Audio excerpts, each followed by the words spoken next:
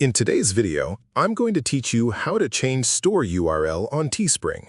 If you want to update your shop's web link to look more professional or match your rebranding efforts, you are in the perfect place.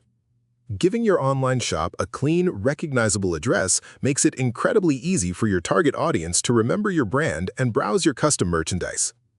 To start the process, make sure you access your web browser and sign directly into your creator account dashboard. Once you have successfully logged in and are viewing your main control center, look at the navigation menu and click on the Stores section. Selecting this option will open up a new interface that displays your current digital shops. On this overview screen, you will see a couple of completely different routes you can take to alter your web link depending on your specific business goals. If you want a fully custom and premium web address, the platform offers built-in tools to personalize your own domain. From this area, you can choose to purchase a brand new, unique domain name directly through the platform interface. If you already own a web address that you bought from an outside provider, you can select the alternative option to connect an existing domain.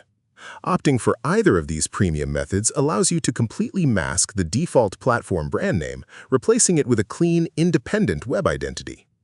On the other hand, if you do not want to buy a custom domain and simply wish to make minor, free modifications to your standard link, you can achieve this by altering your storefront identity.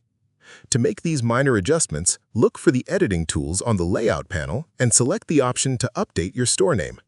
By typing a new name into this field and saving your changes, the system will automatically synchronize the change, meaning your new storefront identity will instantly reflect within your default web address link as well. This is a fantastic shortcut if you want a quick update without dealing with external domain configurations.